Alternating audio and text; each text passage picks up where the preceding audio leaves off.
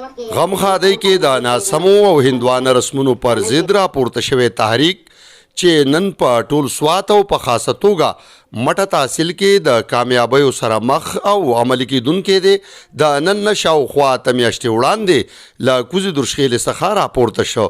د یاد تحریک بانی ډاکټر ملک محمد انور، استاد خادم الله خادم، راقم الحروف، علماء کرامو او سیاسي ګوندونو خپل مرستې وخت په وخت د یاد تحریک سره بدرګه کړي دي.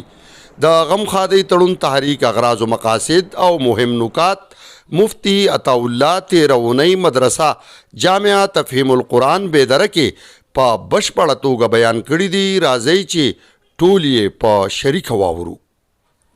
دا کومه سلسله د غم خادۍ د فضول او اضافي رسم و رواج د ختمولو دپاره چې شروع شوي ده، د نننۍ ناسته د هغې دپاره ډېر لوی اهمیت لري او مقصد د دې ناستې دا دی چې موږ یو عملي طور باندې داسې شکل او داسې صورت اختیار کړو چې فکري طور باندې، نظریاتي طور باندې خو هر سړی زموږ سره تقریبا په دې کې متفق دی. اوس دا معامله عمل ته څنګه راشي، په معاشرې کې په دې باندې عمل څنګه شروع شي، د هغې دپاره ظاهره خبره ده ډېر لوی محنت پکار دی، کوشش پکار دی او مایوسي پکې نشته. الله تعالی قرآن کریم کې فرمایي والذین جاهدوا فینا لنهدینهم سبلنا. څوک چې زما دپاره مجاهده کوي، کوشش کوي، کړاو کوي، محنت کوي، خامخا به زه هغه ته لارې کولاوهم او هغه به خپل مقصد ته رسیږي. دا نننۍ کوشش او نننۍ ناسته دې کې اولین مقصد هغه د الله رضا ده چې موږ د الله د احکاماتو مطابق د رسول اکرم صلی الله علیه وسلم مبارکې طریقې په دې خپل معاشرې کې راولو چې موږ ته اسانتیا دې پیدا شي. ځکه د شریعت په هره معامله کې اسانی ده، کم مشکلات او کم سختۍ چې موږ ته ښکارېږي هغه موږ د خپل رسم و رواج د اضافي کارونو نه جوړې کړي دي. شریعت په هیڅ معاملې کې په خپلو عمل کوونکو باندې سختی نه دی ښودلې. په دې پاڼه کې دا کومې لیکلي کړی شوي دي، دا یو داسې ضابطه او قانون نه دی چې موږ به د خپل تحریک او د خپله غونډه یا د خپل محنت او کوشش په دې پورې 100% وتړو. دا یو خاکه ده، یو اجمالي غونډه کې چې لکه موږ له خپل معاملات د غم خادۍ متعلق په څه امورو باندې په کمې طریقې سره طی کول پکار دي، د هغې دپاره یو خاکه ده. اوس په دې کې یو سړی د خپل طرف نه شرعي حدودو کې دنه په تجویز ورکولو سره اضافه هم کولی شي، کمی پکې هم راوستی شي. نص قرآني نه دی چې د قرآن کریم آیت ته بس ټک پټک او په دې باندې عملي. البته چونکې یو خاکه پکار وه چې کم از کم ملګرو ته دا معلومه وي چې موږ له د خپل فضول رسم و رواج ختمول دي، نو د هغې په مقابلې کې څه طریقې اختیارول دي. نو مختصرا دا خبرې زه تاسو ته عرض کومه. په دې کې لاول عنوان دی نکاح. نکاح به زیات و نزیات په کجوره او شربت کیږي. حدیث کې راځي رسول الله صلی الله علیه وسلم فرمای ان اعظم النکاح برکتا ایسر مؤنه، چې د ټولو نه عظیم ترین برکت والا نکاح هغه دی چې په هغې کې کم سے کم تکلف شوی، څومره کم په هغې کې تکلیف شوی دومره هغه په هغې کې به زیات برکت وي. نو چونکې زمونږ په نکاحونو کې جو هغه تاسو ټولو ته تقریبا معلومه ده چې کم قسمه کارونه کیږي، نو د اسانۍ دپاره کجوره او شربت. اوس دا نه ده چې که یو سړي د کجورې او د شربت نه علاوه اضافي بل څه کار وکړو چې دی نعوذ بالله یا کافر شو یا د اسلام نه ووتو، خو مقصد دا دی چې څومره حده پورې سادګي کېږي هغه حده پورې سادګي پکار ده. خونې به نه وړی کېږي او نه به خوړه کېږي، دا یو اضافي کار دی. په شریعت کې د دې څه تصور نشته دی. نو که چېرته کې د دې نه موږ قلار نه شو، اسانتیا نه شي راتلی. د هلک د کور خادي دستور مہر به کم نه کم وي چې زیات نه زیات به حضرت فاطمه رضی الله تعالی عنها د مہر برابر به وي. مقصد د دې خبرې دا دی چې که یو سړی ډیر زیات مہر کول غواړي، نو د رسول الله صلی الله علیه وسلم د مبارک لور نه عزتمند د په مخ د ځمکه باندې څوک نه تیر شوي دي نه به راشي. د هغې چې کوم مہر نبی کریم علیه صلات وسلام په حضرت علی رضی الله تعالی عنه باندې ښودلی، نو بس د هغې نه سیوا نه دی پکار خدا ده چې څومره کم سې کوي هر سړی د خپل وس مطابق کوي. او که یو سړی وایي چې نه زما چار کېږي ډېر زیات کومه، نو دا به آخري حدي د دې نه زیات. اوس په شریعت کې ټیک ته چې حضرت عمر رضی الله تعالی عنہ چې یو پیره اعلان وکړو چې یو سړی به مهر زیات نه کوي نو یو زنانه ورته ووایي چې قرآن کریم خو الله فرمایلی چې وان آتیتم احداهن قنطارا فلا تأخذوا منه شیئا که تاسو یو لویه خزانه په مهر کې ورکوئ هغه به بیا هم نه اخلئ دې نه خو دا معلومیږي چې لوی لوی خزانې هم ورکول جایز دي. نو حضرت عمر رضی الله تعالی عنہ بارک رضی کان وقافا عند کتاب الله هغه چې به د الله د کتاب یو آیات مخې ته راغی فورا نو بیا خاموش شو، په هغه ټیم خاموش شو. نو شرعي طور باندې خو ټیک ته چې جواز شته او چونکې موږ له خو یو رسم و رواج کنټرول کول دي قابو کول دي نو ابتدایي طور باندې د هغې دپاره سنه صحت مخې ته ایښودل پکار دي دپاره د دې چې بیا د غریب او د مالداره دا فرق ختم شي. ځکه مالداره سړی خو به 100 تولې مهر وکړي 10 تولې مهر به وکړي سره زر، غریب سړی به د هغه په سیالۍ کې او د خپل په معاشره کې د پوزې پرې کېدو د وجې نه او یاره زما پوزه پرې کېږي د مالور به بیا سپکه یادېږي یا به هغه ما ته پیغور راکړي چې پلاره تا چې کوم دی نو په وخت نکاح کې زما د خاوند د طرفه به ما څه ایښي دي چې اوس هغوی زما قدر نه کوي. نو چې ټوله معاشره په یو طریقې باندې راشي نو انشاءالله غریب ته به هم اسانه او مالدار ته به هم په دې کې څه مشکلات نه وي. ها که چېرته کې یو خاوند یا یو پلار خپل لور لا یا خاوند خپلې ښځې لا خپل د وس مطابق اضافي څه هدیه ورکول غواړي نو دا هدیه خو پټه په کمره کې هم ورکولی کېدی شي. د هغې دپاره خو ضروري نه ده چې د هغې شو شاو شي چې یا دومره مهر کې ښودلی شو یا دومره غټې غټې خبرې پکې رالې ګاډي پکې رالو د جهیز په شکل کې یا یو څه یا بل څه چې د هغې نه د معاشرې بګاډ راځي. دا قسمه اضافي شیزونه هغه پټ که یو سړی ځان نه کوي په شرعي حدودو کې دننه په هغې باندې هېڅ قسمه ممانعت نشته دی. اختر شو قدر به نه لیږلی کېږي اړو ضرورت یې نشته دی. ناوې جوړه به ساده وي، مقصد دا دی چې د ناوې خو حق جوړېږي چې نوې جوړه دې وله جوړه کړی شي.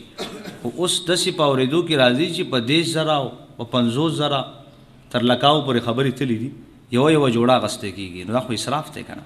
او اسراف دا د الله د نعمت ناقدري ده چې کله د نعمت ناقدري کېږي بیا به نعمت اخیستلی کېږي او د هغې د وجې نه مشکلات په امت ته پیدا کېږي.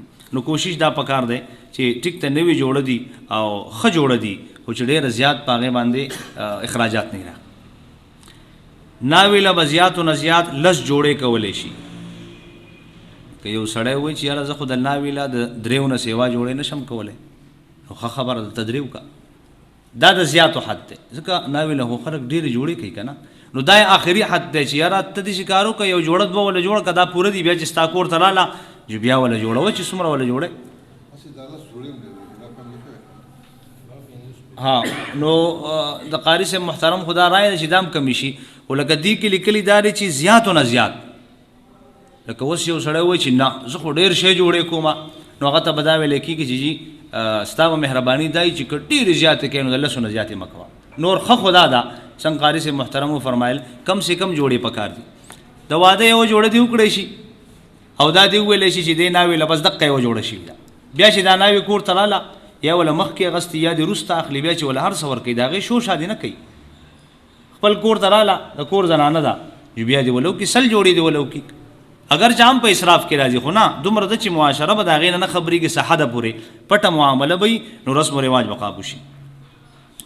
واده نه وروستو به د ویشانې جوړې نه وي د دې نه چې کوم بګاړ جوړ شوی دی کومې ګیلې چې په معاشرې کې پیدا شوي ټولو ته معلومه ده د هغې د وجې نه پلانکي لی پکې جوړه راوړه پلانکي لی رانوړه پلانکي نوم یې واغست بیا د دې دپاره باقاعده د واده په ورځ باندې وایي صندوق به کولاویږي نو دا صندوق کولاویږي د دې لپاره چې دا شوشا په دې باندې وکړی شي چې دومره دومره کار وشو په هغې کې سیالي شروع شي بیا نو رسم و رواج نور هم مخکې لاړ شي. د واده ډوډۍ به د خپل وس مطابق وي. پیغمبر علیه الصلاة والسلام ډېر ودونه کړي دي په خپل ذاتي طور باندې.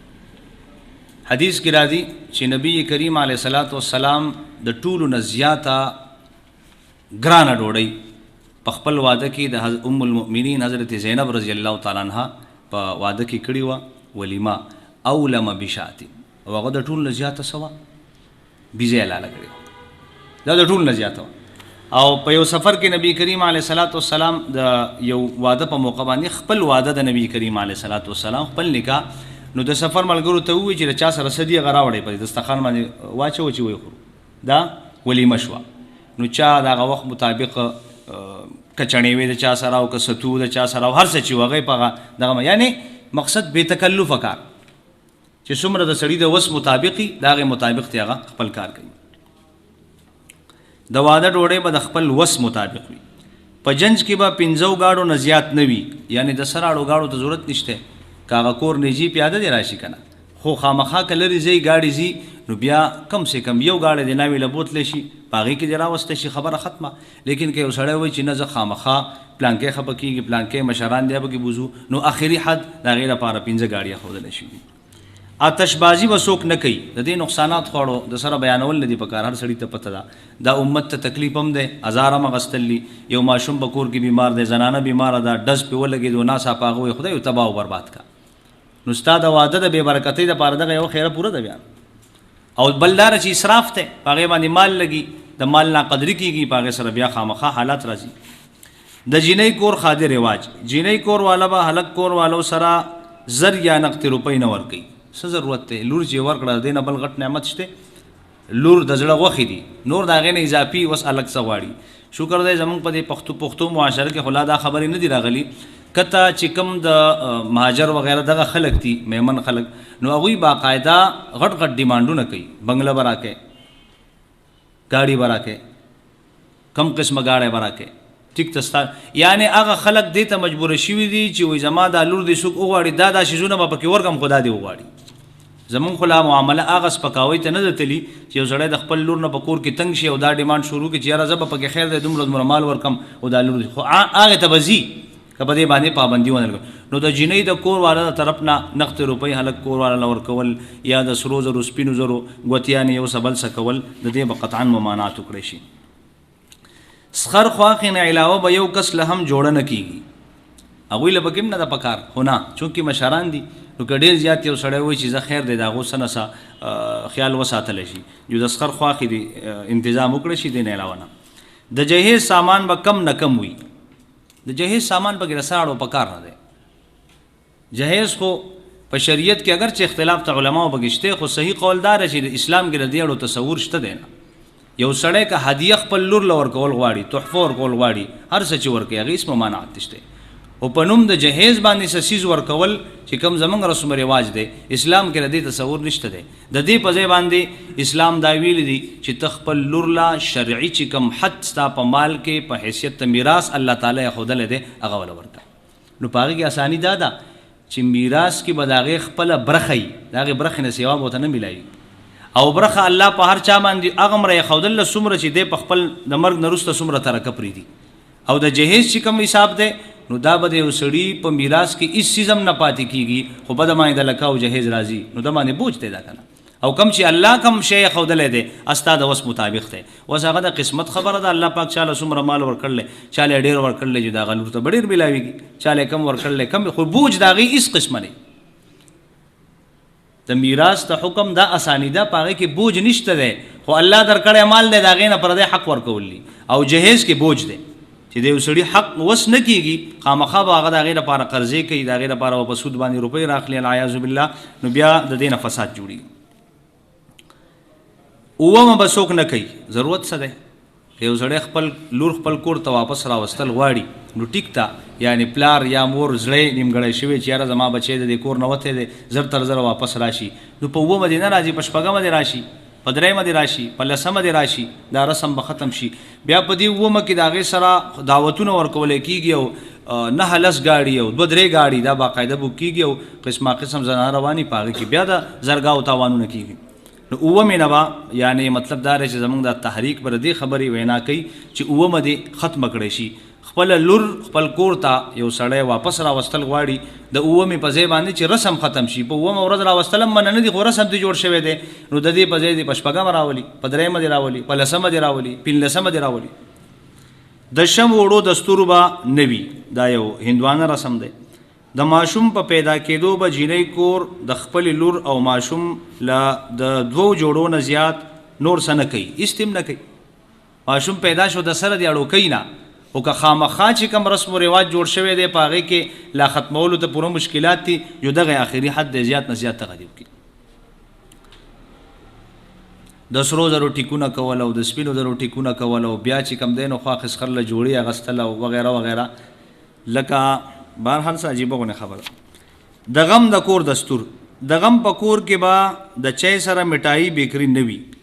اتمه څلوېښتمه اولنۍ اختر به هم څوک نه کوي، علماء کرام ناست دي، مشران زما استادانو په ځای دي، د دوی په تصدیق سره دا خبر عرض کوم چې نبی کریم علیه الصلاۃ والسلام د غم په موقع باندې تعلیم دا ورکړی دی چې تاسو په کوم کور کې غم شوی دی پریشان دي، خپل پخلی وغیره ته جوړ نه دي، لہذا تاسو د هغوی دپاره انتظام وکړئ، د خپل کور نه راوړئ، په هغو باندې وخورئ. دا د شریعت حکم دی. د نبی کریم علیه الصلاۃ والسلام د تره زوی د حضرت علی رضی الله تعالی عنہ ورور حضرت جعفر رضی الله تعالی عنہ شهید شو. پیغمبر علیه السلام دغه د تره زوی او د نبی کریم علیه السلام کور ته راغی، وی جعفر په کور والو باندې لوی غم راغلی دی، تاسو هغوی د دې خوراک سکاک د غم نه د مکه انتظام ولو کې چې وی سمالته. دا د حضرت جعفر د تره زوی دی رسول الله صلی الله علیه وسلم. دا نه ده چې کډه واغسته او زنانې روانې کړې او هلته لاړو په کور کې کېناستو چې اوس به شرګان هم راځي او بیزې به ملالیږي او ګډان به ملالیږي او خوان به ملالیږي او موږ خورو. فقهاو لیکلي دي چې د غم د کور خوراک په دې 3 ورځو کې مکروه تحریمي حرام او تقریب دی او ډېر سخت الفاظ په حدیث کې د هغې دپاره راغلي دي. نو لہذا لاول خو موږ چې دا کم ناست ملګري یو دا باقاعده کلک عزم وکړو چې کم ځای کې غم وشو هلته به نه شربت څکو نه به هلته ډوډۍ خورو، او که یو سړی ډېر زیات محنت کوي، ډېر کوشش کوي چې یاره ته پاتې شه ډوډۍ ته به پاتې شي، نو ښکلی په پوس الفاظ کې چې زما ورورې ډوډۍ له به زه چېرته بیا راشم، دا زموږ په شریعت کې منع دي. یعنې هغه له میسیج ورکړه چې زه دا شی ولې نه خورم، ځکه چې دا منع دي، ممانعت ته دي. اوس که دا هغه ته منع کوي چې زه نه خورم او د باندې زور کوي، داسې دې نه پرېږدي، ځکه هغو تیاری کړی هلته کې دا رسم به ختمیږي، بلکې دا حرام کار به ختمیږي د معاشرې نه په دې طریقې سره چې موږ خپل ځان کنټرول کړو. حتی کې د شرع اوبه خو د یو عام څیز دی، هغه که یو سړی یو ځای ته لاړو لاستې میله تګی دی، اوبه یې وس کې څه مسله نشته دی، شربتونه راځي، چیونه راځي، مټایانې راځي، بسکټونه راځي. موږ دا نارینه به ځان کنټرول کړو او زنانه به د دې ونه خبرو. د زنانو قصې خو بیا جو تاسو ته معلومه ده ډېرې مخکې دي، هلته خو باقاعده مطالبې کېږي، او که چېرته کې دا کم ذکر چې د دې خبرو راغلی چې مټایي او د بیکرۍ بسکټ وغیره دا پکې نه نو بیا پیشاړې کېږي، وایي مړی هسې ورغړو. بهرحال شرعي حکم دا دی چې 3 ورځو پورې د مړي د کور خوراک دا بالکل قطعا جایز نه دی، د دې نه ځان ساتل پکار دی. د چا په کور کې غم وشو نو 2 لارې دي.